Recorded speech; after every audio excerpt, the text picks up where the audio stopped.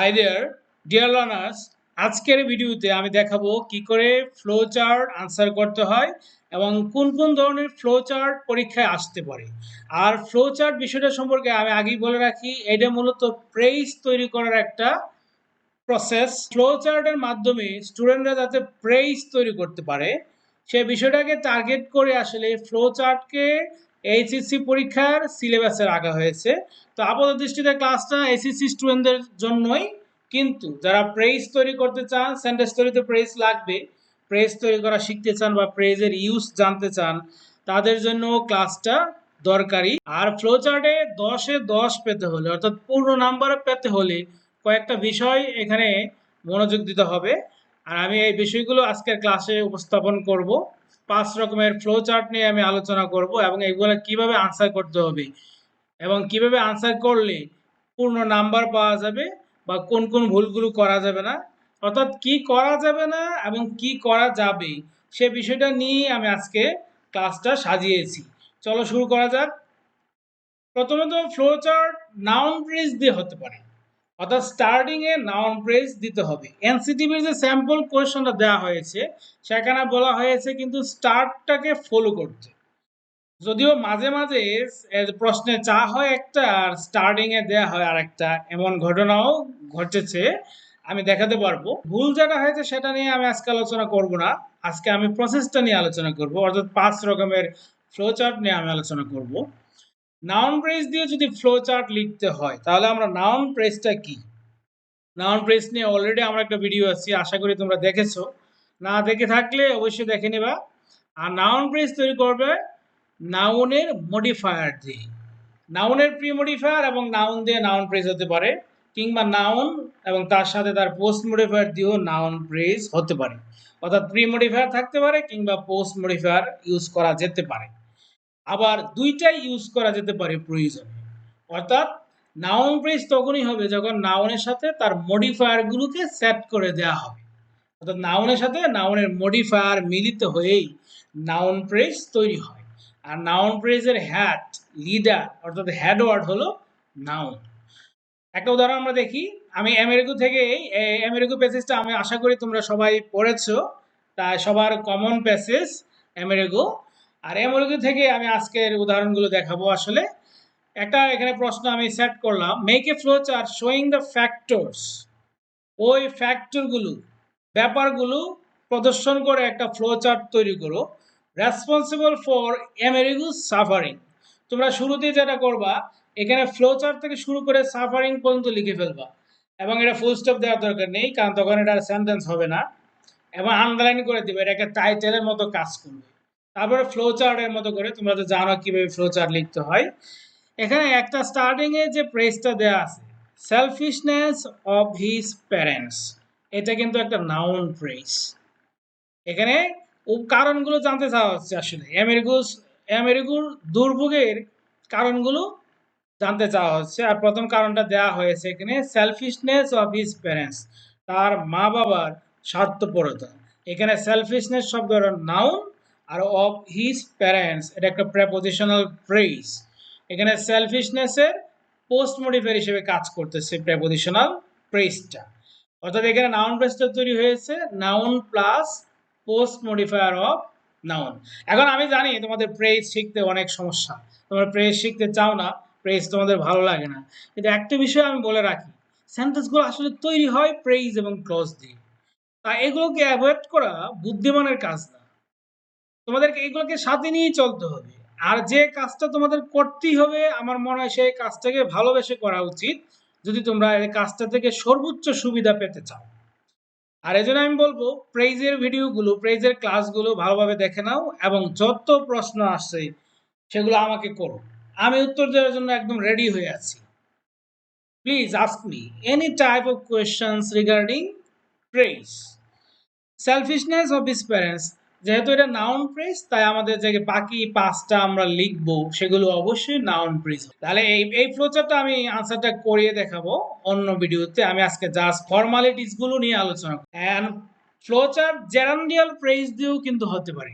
জেরান্ডিয়াল phrase বলতে ING যুক্ত verb এবং ওই ভার্বের চাহিদা অনুসারে অবজেক্ট, অ্যাডভার্বিয়াল কিংবা কমপ্লিমেন্ট, সাধারণত এগুলাই বসে। এখন জেরান্ডিয়াল ফ্রেজ দিয়ে যে ফ্রেজটা ফ্লোচার্টটা শুরু হবে, তো বাকিগুলোও কিন্তু জেরান্ডিয়াল ফ্রেজই লিখতে হবে।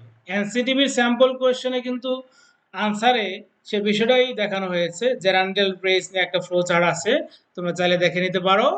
তো বাকিগুলোও কিন্তু জেরান্ডিয়াল ফ্রেজে হয়েছে, অর্থাৎ তোমাদেরকে ফ্রেজের যে ফরমেশনটা, ফ্রেজের যে স্ট্রাকচার, ফ্রেজের যে নর্ম, সেটাকে অনুসরণ করতে হবে। একটা উদাহরণ আমরা দেখি আবারও আমেরিকা থেকে। Make a flow chart showing painful experiences of America.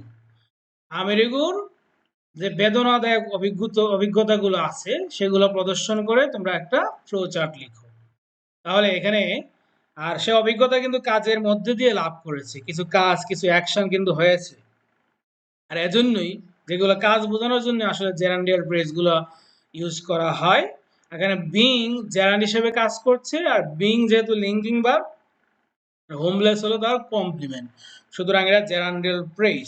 তাই তোমাদের বাকি যে পাঁচটা হবে সেগুলো জেরান্ডিয়াল ফ্রেজ দিয়ে করতে হবে, অর্থাৎ আইএনজি ভার্ব দিয়ে শুরু হবে এবং আইএনজি ভার্বের চাহিদা অনুসারে অন্যান্য ওয়ার্ড তোমাদের যোগান দিতে হবে। আমি দেখিয়ে দেব জেরান্ডিয়াল ফ্রেজ কিভাবে সেন্টেন্স থেকে তৈরি করতে হয়, একদম সহজে দেখিয়ে দেব অন্য ভিডিও। ইনফিনিটিভ ফ্রেজ দিয়েও কিন্তু ফ্লোচার্ট হতে পারে।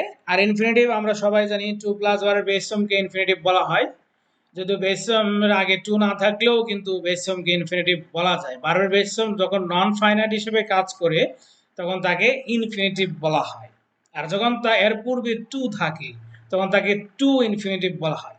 আর তো টু ইনফিনিটিভটাই কিন্তু ফ্রেজ গঠন করে। আর ভার্বের বেস ফর্ম উইদাউট টু, অর্থাৎ টু ছাড়া যে বেস ফর্মটা সেটা কিন্তু ফ্রেজ গঠন করে না। সুতরাং এখানে আমরা ইনফিনিটিভ ফ্রেজ কিভাবে তৈরি করব, টু প্লাস ভার্বের বেস ফর্ম এবং ওই ভার্বের চাহিদা অনুসারে অবজেক্ট কিংবা অ্যাডভার্বিয়াল কিংবা কমপ্লিমেন্ট, যখন যা প্রয়োজন হয় সেটা দেব। তাহলে একটা উদাহরণ আমরা দেখি। Make a flow chart showing the livelihood activities of America. আমেরিকার যে জীবিকা উপার্জনের যে কর্মকাণ্ডগুলো সেগুলো প্রদর্শন করে ফ্লো চার্ট লেখো। টু কালেক্ট ট্র্যাশ, আবর্জনা সংগ্রহ করা, এটা ইনফিনিটিভ ফ্রেজ। এবং তোমাদের বাকি যে পাঁচটা আনসার হবে সেগুলো অবশ্যই ইনফিনিটিভ ফ্রেজই হবে। এবং প্রশ্নটা আগে বুঝতে হবে এখানে কি যা চাওয়া হয়েছে, যে অ্যাক্টিভিটিসগুলো, সে কি কি কাজ করে বা করত তার জীবিকা উপার্জনের জন্য, খাওয়ার জন্য সে কি করত, সেগুলো তোমরা লিখবা ইনফিনিটিভ ফ্রেজ। আবার কোন কোন ফ্লো চার্ট অ্যাডজেক্টিভ দিয়ে হতে পারে, আবার অ্যাডজেক্টিভ ফ্রেজও হতে পারে। অ্যাডজেক্টিভ কিংবা অ্যাডজেক্টিভ ফ্রেজ যাই থাকুক, আনসার কিন্তু অ্যাডজেক্টিভ দিয়ে দেওয়া থাকলে এমন না যে অ্যাডজেক্টিভ ফ্রেজ দিয়ে আনসার দেওয়া যাবে না, অবশ্যই দেওয়া যাবে। আবার ধরো অ্যাডজেক্টিভ ফ্রেজ দিয়ে স্টার্ট হয়েছে, তো তোমার মনে হলো যে না একটা অ্যাডজেক্টিভ দিয়ে তো আনসারটা দেওয়া যাচ্ছে, সেক্ষেত্রে কিন্তু দেওয়া যাবে, কোনো সমস্যা নাই। আর অ্যাডজেক্টিভ ফ্রেজ নিয়ে আমার একটা ভালো ভিডিও আছে, তোমরা দেখে নাও। অ্যাডজেক্টিভ ফ্রেজ আমরা জানি, এখানে অ্যাডজেক্টিভ ফ্রেজ কোনগুলো থাকবে। অ্যাডজেক্টিভ ফ্রেজ সেগুলো যেগুলো মডিফায়ার দিয়ে তৈরি হয়, প্রি মডিফায়ার কিংবা পোস্ট মডিফায়ার। এখানে অ্যাডজেক্টিভ ফ্রেজের প্রি মডিফায়ার কোনগুলো এবং পোস্ট মডিফায়ার কোনগুলো, অ্যাডজেক্টিভ ফ্রেজের যে ভিডিওটা আমি আপলোড দিয়েছি সেখানে উল্লেখ করা আছে, তোমরা এটা অবশ্যই দেখে নিবা। একটা উদাহরণ দেখি। Make a flow chart showing the pitiable conditions of America. আমেরিকার যে করুণ অবস্থা, সেই অবস্থাটা প্রদর্শন করে একটা ফ্লো চার্ট করো। এখানে প্রথমটা দেওয়া আছে ডিপ্রাইভড। ডিপ্রাইভড শব্দের অর্থ হলো বঞ্চিত। কারণ ডিপ্রাইভড কিন্তু আর লেখা যাবে না, একবার দেওয়া হয়ে গেছে, একই ওয়ার্ড কিন্তু রিপিট করা যাবে না। সুতরাং ডিপ্রাইভড এটা একটা অ্যাডজেক্টিভ, তোমাদের বাকি সবগুলো হবে অ্যাডজেক্টিভ কিংবা অ্যাডজেক্টিভ ফ্রেজ। আবার কোন কোন ফ্লো চার্ট ক্লজ দিয়ে হতে পারে, কিন্তু ক্লজ আমরা জানি সাবজেক্ট এবং ফাইনাইট ভার্বের কম্বিনেশন হলো ক্লজ, কিন্তু এখানে কিন্তু সাবজেক্ট দেয়া থাকবে না, শুরু হবে ফাইনাইট ভার্ব দিয়ে। ভার্বের বেস ফর্ম দিয়ে শুরু হতে পারে, ভার্বের পাস্ট ফর্ম দিয়ে শুরু হতে পারে, এরপরে ওই ভার্বের চাহিদা অনুসারে অবজেক্ট কিংবা অ্যাডভার্বিয়াল কিংবা কমপ্লিমেন্ট সেভাবে হতে পারে। উদাহরণ একটা দেখি। Make a flow chart showing the happenings of America's life. আমেরিকার জীবনের যে ঘটনাগুলো আছে সেগুলো প্রদর্শন করে একটা ফ্লো চার্ট লেখো। যেমন কালেক্টেড ট্র্যাশ, এটা কিন্তু ভার্বের পাস্ট ফর্ম দিয়ে তৈরি হয়েছে, সুতরাং বেস ফর্ম দিয়েও হতে পারে। শুরুতেই যদি নাম্বার ওয়ানে যদি বেসন দিয়ে হয় তাহলে বাকিগুলো কিন্তু বেসন দিয়ে হবে।